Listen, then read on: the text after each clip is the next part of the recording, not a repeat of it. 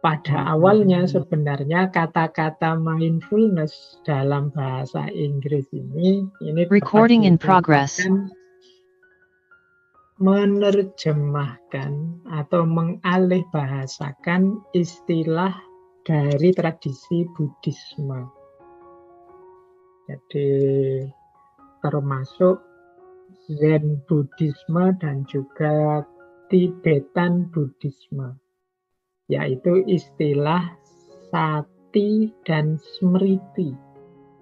Jadi ini bagian dari kebenaran dalam Buddhisme, yaitu kalau secara letterlek itu artinya mengingat-ingat atau menyadari. Biasanya istilah ini secara umum dipakai dengan definisi bagaimana kita ini hidup itu mbok yang sadar, hidup itu mbok yang serius, dengan penuh kesadaran. Kita melakukan segala sesuatu, memutuskan segala sesuatu. HP-nya tidak bisa full, makannya juga tidak bisa full. Jadi yang dilakukan apa, pikirannya kemana, perasaannya di mana. Nah ini kalau dalam psikologi sering disebut sumbernya stres.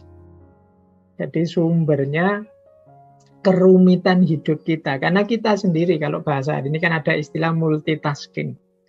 Di satu momen kita lakukan banyak hal. Orang modern menyebutnya itu demi efektivitas, Pak.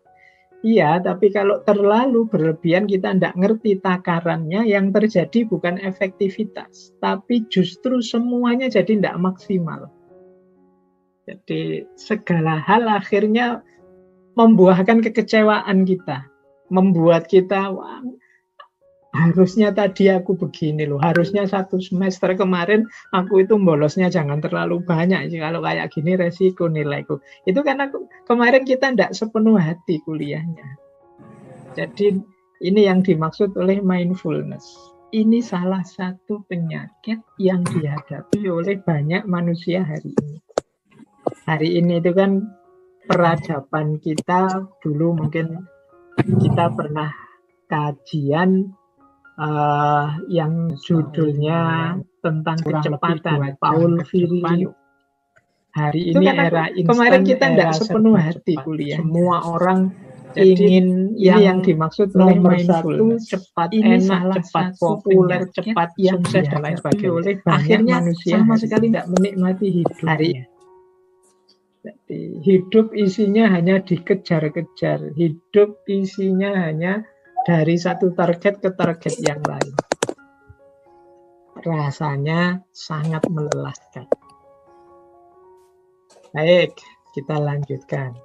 Jadi ini makna umum dan yang populer. Jadi kita tidak akan terlalu dalam masuk ke sejarahnya. Jadi meskipun tadi saya sebut Buddhisme, nanti dalam banyak referensi disebutkan bahwa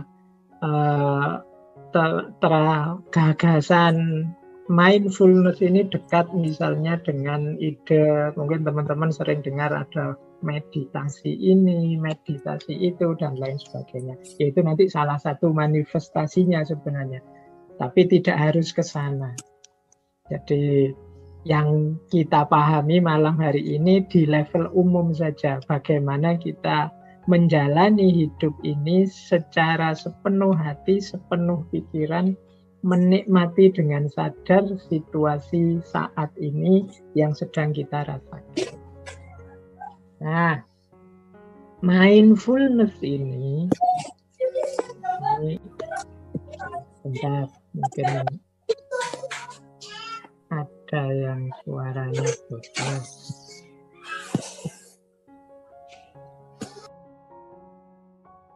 Baik,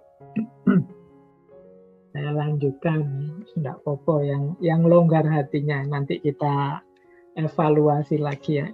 Dilanjutkan pakai Zoom atau rekaman saja, tidak masalah. Teman-teman tidak usah terdistraksi ke sana. Kita nikmati momen yang sedang kita jalani saat ini. Baik, nah mindfulness ini kalau dalam konsep-konsep hari ini dikenal sebagai konsep untuk mode of being. Bagaimana kita mengada, bagaimana kita menjalani hidup secara serius. Nah, ini bisa kita bedakan mindfulness itu dari aspek sifat-sifat atau situasi atau praktek-praktek. Misalnya yang sifat-sifat itu ya kita, atau kalau ada orang yang karakternya mindful atau sifatnya mindful, itu berarti dia mode of being-nya, dia punya sifat mindful. Sifat mindful itu ya berarti orang yang bisa menikmati hidup. Gaya hidupnya memang gaya hidup penuh kesadaran, penuh pertimbangan, penuh pemikiran. Jadi memang karakternya begitu. Nah, ini berarti orang ini kalau bahasa Jawanya ya orang yang punya karakter eling lan waspodo, seperti saya jelaskan di depan tadi. Eling itu punya kesadaran vertikal, waspodo itu punya kesadaran horizontal. Jadi kesadaran vertikal itu kesadaran bahwa aku ini hamba Allah, aku ini dari Allah dan nanti akan kembali ke Allah. Ini orang yang selalu eling. Ada juga waspodo. Waspodo itu hati-hati, tidak sembrono saat kita menjalani hidup. Nah, orang yang mampu mengembangkan sikap eling lan waspodo secara konstan dan menetap sifat ini dalam dirinya, itulah orang yang mindful. Jadi orang yang punya kesadaran penuh dalam hidupnya, bukan orang yang mengalir saja atau ikut-ikutan saja. Nah, yang kedua, kadang-kadang belum jadi sifat sih, tapi kita mengalami. Jadi mengalami mindfulness. Mengalami mindfulness itu ketika kita mengalami situasi present moment awareness. Jadi mengalami kesadaran saat ini. Ini biasanya misalnya kita mendapat anugerah apa, mendapat kenikmatan apa. Kemudian kita, alhamdulillah ya Allah, aku dapat anugerah sebesar ini, aku dapat kenikmatan sebesar ini. Nah, ini di saat seperti ini kita sebenarnya sedang menikmati present moment awareness. Pikiran kita ya di situ, perasaan kita ya di situ, fokus kita ya di situ. Makanya kita bahagia berbunga-bunga. Nah, ini namanya situasi yang mindful. Jadi pemicunya mungkin hal tertentu, mungkin kita lulus, atau mungkin kita lolos ujian, atau sepak bolanya menang misalnya. Kita menikmati momen itu. Nah, ini situasi namanya. Nanti ada juga praktek. Kalau praktek ini orangnya belum punya sifat mindful, tapi juga situasi yang dihadapi bukan situasi yang mindful.